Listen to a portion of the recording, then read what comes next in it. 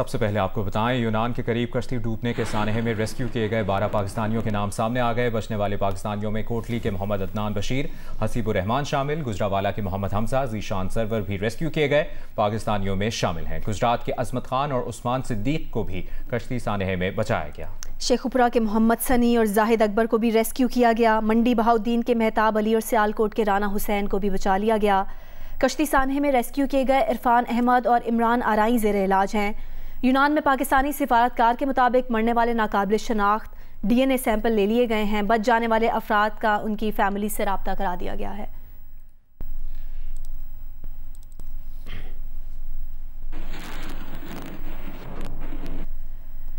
यूनान की हुकूमत ने कश्ती हादसे की इब्तदाई मालूमात पाकिस्तान को फराहम कर दी हैं। मालूमात में न सिर्फ हादसे से मुतालिक तफसीलात शामिल हैं बल्कि वाक़े में मुलव्विस इंसानी स्मगलर्स के नाम भी बताए गए हैं। रेस्क्यू किए गए अफराद के बयानात से 14 पाकिस्तानी इंसानी स्मगलर्स के नाम भी सामने आए हैं। इंसानी स्मगलर्स की शनाख्त सामने आने के बाद गिरफ्तारी के लिए FIA की टीमें तश्कील दे दी गई हैं। इसकी तफसील राना अंसर से।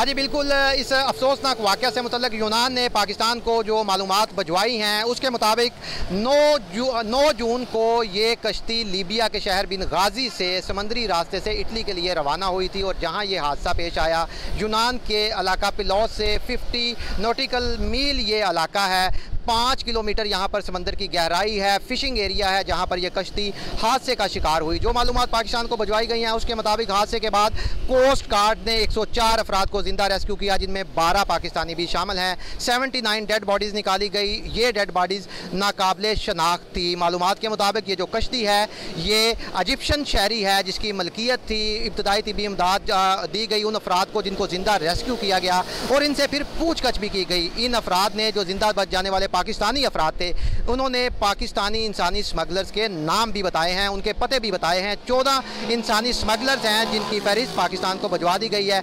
इनकी गिरफ्तारी के लिए अब टीमें बना दी गई हैं और कहा यह जा रहा है इन सब मुल्ज़मान को गिरफ्तार करके कैफरे किरदार तक पहुँचाया जाएगा। जी, यूनान में कश्ती के डूबने से जाँ बहक होने वाले 4 अफराद का ताल्लुक शेखुपुरा से भी है। लवाहिकीन ने हुकूमत से मुतालबा किया है कि धोखा देकर बैरून मुल्क ले जाने वालों को के एजेंट्स को सख्त सजा दी जाए। तफसीलात शेखुपुरा से शेख सुहेल अहद की इस रिपोर्ट में।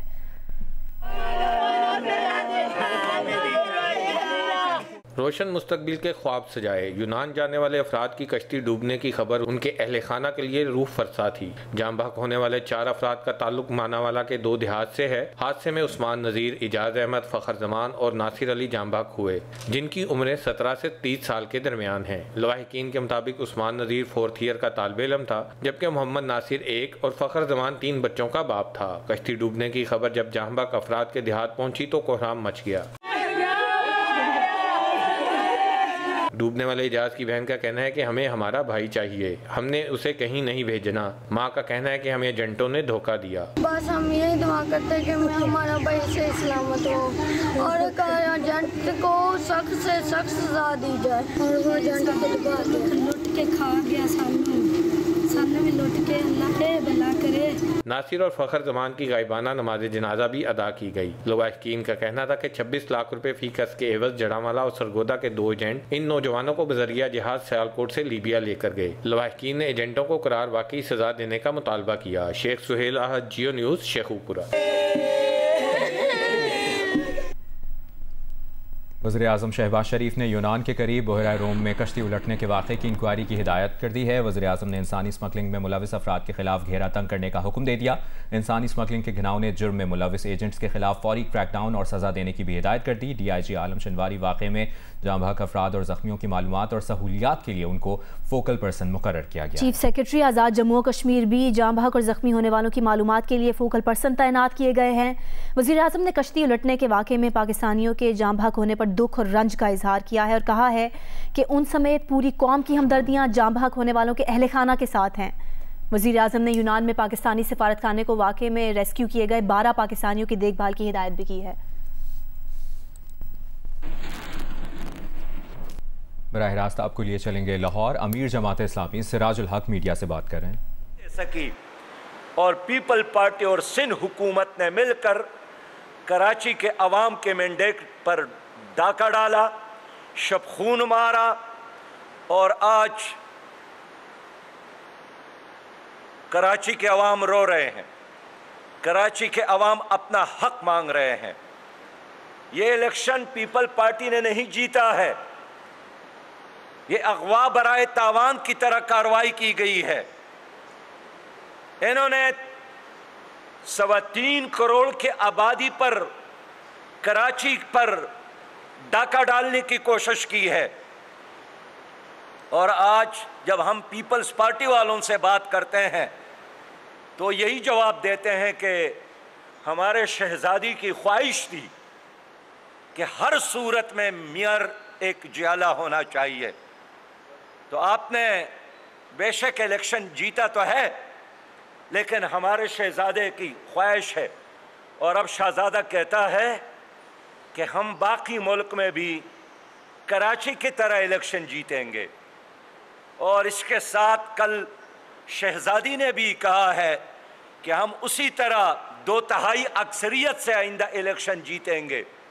सच्ची बात यह है कि इस इलेक्शन के बाद इलेक्शन कमीशन ने अपना वक़ार ख़त्म किया।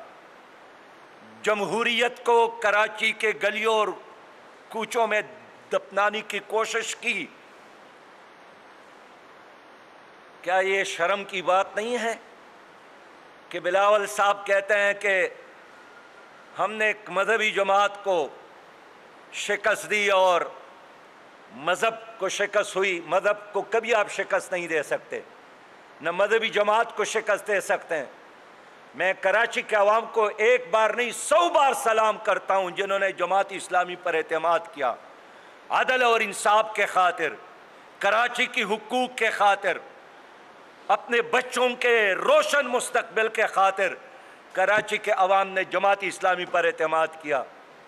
लेकिन पीपल्स पार्टी ने जो 14 सालों से बरसर इक़्तिदार है, न शक्कर को तरक्की दे सके, न लाड़काना को आबाद कर सके, न हैदराबाद को खुशहाल कर सके, न तरपारकर की पसमानदगी और गुर्बत को ख़त्म कर सके। पूरा शहर हैदराबाद का, शक्कर का, जामशोरों का, मोहनजोदारो कंडरात की तरह नजर आते हैं। आज शदीद तर बदअमनी है कराची अंदरूनी सिंध में। कहते हैं हमने कराची को पता किया।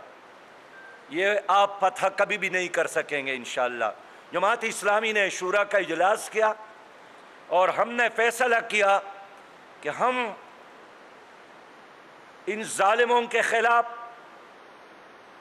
कराची के मैंडेट पर शब खून मारने वालों के खिलाफ अदालतों में भी जाएंगे।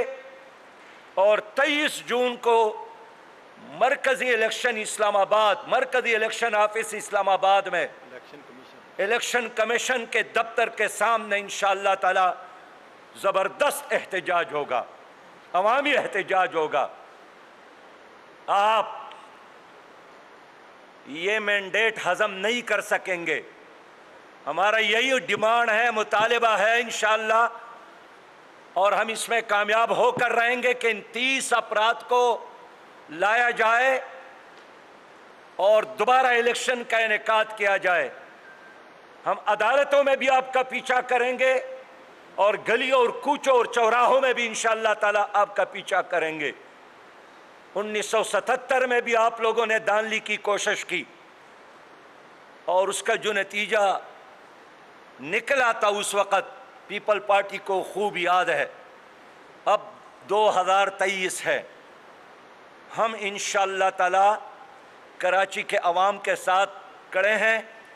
हमारी पूरी शूरा का यही पैगाम है, जमात इस्लामी पाकिस्तान का यही पैगाम है कि कराची के लोगों ने जमात इस्लामी के साथ जिस मोहब्बत का, प्यार का, इत्तेहाद का इजहार किया है, इंशाअल्लाह ताला हम हर कीमत में चोरी करने वालों से चोरी का माल वापस लेकर कराची के अवाम को इंशाअल्लाह तोहफे के तौर पर ये वापस करेंगे। मोहतरम सहाफ़ी हज़रात, इस वक़्त बलूचिस्तान जो एक लिहाज से पाकिस्तान की तरक्की और खुशहाली के लिए उम्मीदों का मरकज़ भी है सी पैक के हवाले से, लेकिन दूसरे तरफ पसमानदगी और गुर्बत और महरूमियों का एक दास्तान भी है। मेरे साथ मौलाना हिदायतुर्रहमान साहब मौजूद है, जिन्होंने 4 महीने। लाहौर में अमीर जमात इस्लामी सिराजुल हक मीडिया से गुफ्तगू कर रहे हैं। दहशतगर्दों के खिलाफ सिक्योरिटी फोर्सेस की बड़ी कामयाबी हासिल हुई है। दरिया आदम खेल में इंतहाई मतलूब दहशतगर्द कमांडर जफर उर्फ जफरी ग्रुप समेत सिक्योरिटी फोर्सेस के हाथों मारा गया है। 16 और 17 जून की रात सिक्योरिटी फोर्सेस ने खुफिया मालूमात की बुनियाद पर ऑपरेशन किया, जिसमें कलदम TTP का इंतहाई मतलूब दहशतगर्द कमांडर जफर खान उर्फ जफरी दरिया आदम खेल में हलाक हुआ। 2 दीगर दहशतगर्दों की शनाख्त हसन खान वल्द मोहम्मद इमरान और अनस उर्फ अली के नाम से हुई है।